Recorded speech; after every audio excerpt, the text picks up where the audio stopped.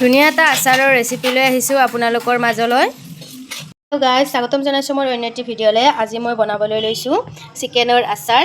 চিকেনৰ আচাৰ বনাবলৈ মই এয়া বনলেছ চিকেন লৈ লৈছোঁ। এইফালে লৈ লৈছোঁ জিৰা, এইফালে লৈ লৈছোঁ লং আৰু শুকান জলকীয়া, আদা আৰু নহৰু। ইয়াতে আৰু ব্যৱহাৰ কৰিম চিকেন মছলা, ধনিয়া গুড়ি।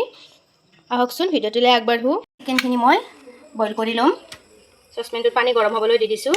এইবাৰ ইয়াতে দি দিলোঁ মই চিকেনখিনি 100% বইল কৰি ল'ম, গোটেইখিনি সিজাই ল'ম। কেৰাহীখন গৰম হ'বলৈ দিছোঁ। ইয়াতে মই শুকান জলকীয়া কেইটা ভাজি ল'ম। জলকীয়া কেইটা অকণমান গৰম হোৱাৰ পিছত ইয়াতে মই দি দিম জিৰা কেইটাও মই ভাজি ল'ম জলকীয়া কেইটাৰ লগত। বেছি দহি যাবলৈ নিদিওঁ। এয়া মোৰ ভাজি লোৱা হৈ গ'ল জলকীয়া আৰু জিৰাখিনি। মই শুকান জলকীয়া আৰু জিৰাখিনি কাঢ়ি ল'লোঁ। ঠাণ্ডা হ'লে মিক্সিত পেষ্ট কৰি ল'ম। ইফালে মই নহৰু এনেদৰে সৰু সৰুকৈ কাটি লৈছোঁ আৰু এইফালে মই সৰু সৰুকৈ এনেদৰে আদা কাটি লৈছোঁ। মোৰ বইল কৰি লোৱা হৈ গ'ল, ঠাণ্ডা হ'বলৈ দিম।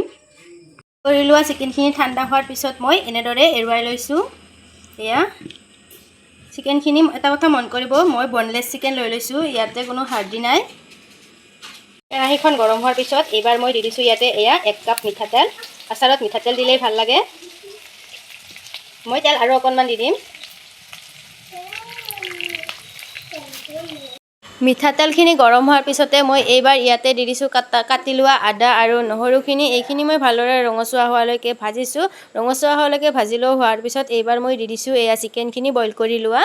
চিকেনখিনি দি মই গেছটো ল' ফ্লেমত ৰাখি অকণমান সময় ভাজি লৈছোঁ। এটা কথা মন কৰিব, গেছটো কিন্তু মই ল' ফ্লেমত ৰাখিছোঁ। হাই ফ্লেমত দিলে এইখিনি জ্বলি যাব, সেইকাৰণে এনেদৰে অকণমান সময় ভাজি হোৱাৰ পিছত এইবাৰ ইয়াতে দি দিছোঁ মই সোৱাদ অনুসৰি নিমখ আৰু দি দিছোঁ এয়া ৰেড চিলি পাউডাৰ। এয়া মই দি দিছোঁ খুন্দি লোৱা জিৰাৰ গুড়ি আৰু অকণমান জিৰাৰ গুড়ি দি দিছোঁ। এইবাৰ মই দি দিম হালধি গুড়ি। হালধি গুড়িখিনি দিয়া হোৱাৰ পিছত আকৌ অকণমান সময় মই লৰাই লৈছোঁ। এইবাৰ মই দি দিম ফাইনেলি ইয়াতে এয়া চিকেন মছলা। চিকেন মছলাখিনি দি মই আকৌ অকণমান সময় লৰাই লৈছোঁ।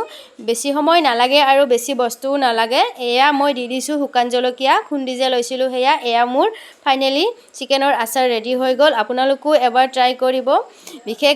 বিশেষকৈ হোষ্টেলত থকাসকলৰ বাবে এইটো বহুত দৰকাৰী হয়, কাৰণ হোষ্টেলত ভাল খাদ্য খাবলৈ নাপায়। সেয়েহে এনেদৰে যদি ঘৰত বনাই দিয়া হয় সিহঁতে ভালদৰে খাব পাৰিব। এয়া মই আইনাৰ বাচন এটা লৈ লৈছোঁ। ইয়াতে মই আচাৰখিনি ঠাণ্ডা হোৱাৰ পিছত ইয়াতে মই ভৰাই থৈ দিম। এয়া 6 মাহলৈকে খাব পাৰি, একো বেয়া নহয়। ইয়াতে মই দি দিছোঁ এইবাৰ এয়া 2 চামুচ ভিনেগাৰ দি দিম। ভিনেগাৰ দি দিলে ভেঁকুৰ নধৰে। এয়া মই ভিনেগাৰ দি দিছোঁ। আপোনালোকেও এবাৰ ট্ৰাই কৰি চাবচোন। এয়া দেখিছেনে, দেখিবলৈও ধুনীয়া হৈছে আৰু খাবলৈও বহুত টেষ্টি হয়। এয়া 6 মাহলৈকে ৰাখিব পাৰি, একো ভেঁকুৰ